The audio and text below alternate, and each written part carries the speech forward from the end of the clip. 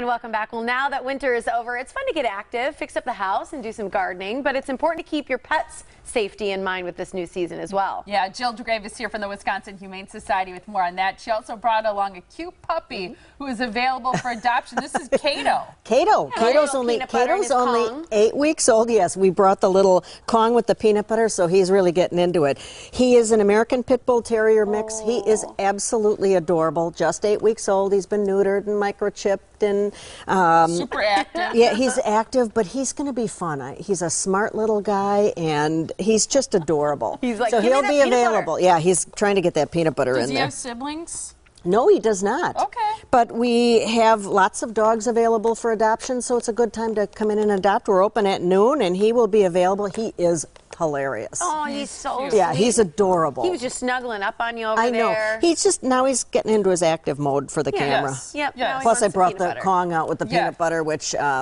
he's totally into. It's good you don't have a peanut allergy. Yeah, no kidding. Yeah, because you like your peanut butter. Let's talk about safety a little bit, because now that it's spring, a lot of people have windows open, and a lot of windows are pretty low. And we hear about, you know, young kids, toddlers falling out of windows. The same thing can happen to our pets, right? It really can. In fact, cats probably more than dogs, because cats like to sit in an open window and get the breeze and look out.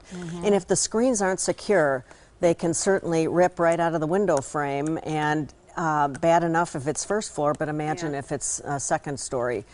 So make sure that your screens are secure. If you have a cat and a dog, you don't want your dog to jump through the window, but more likely a cat laying in the windowsill. What about if you have home improvement plans? This is the time of year I feel like people kind of get in that mode and start doing things themselves, or hire people to be around. What do you need to keep in mind for pets there? Well, lots of different, if you're painting, if you're using solvents of any kind, turpentines, a lot of times your curious cat can get in them, or your dog. You know, there are some things that are attractive to dogs. I had a lab who, if there was one little slight chance that it could be edible, he would be eating it, or he'd want to eat it. So you really need to keep that away. If you're doing a big project, you might want to have a room that's that you can close your companion animal off while you're doing the home improvements, because you never know what they're going to get into, and they could tip the paint over, which would be disastrous also. Just getting it on their paws and then trying to licking, clean it off. Yeah, exactly. Right. So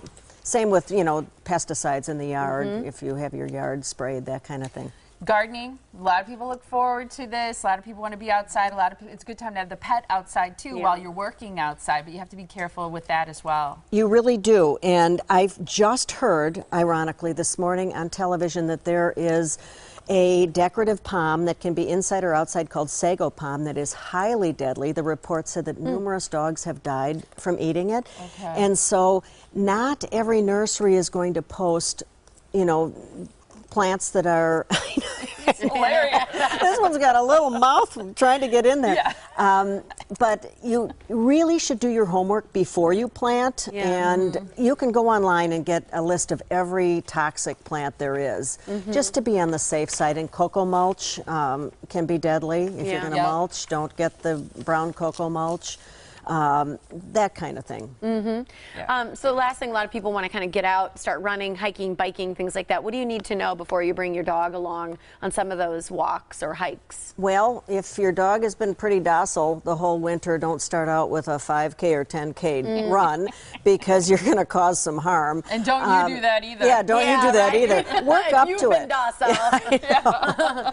Work up to it, and you know, ideally early morning or in the evening, not in the heat of the day where it could be detrimental if you go out and, you know, if you see your dog's looking pretty warm and worn out, stop. Don't keep going. Is it a panting that you need to keep your eye out for? It would be excessive panting. If they were going into heat stroke, excessive panting, they'd get bright red gums, that kind of thing.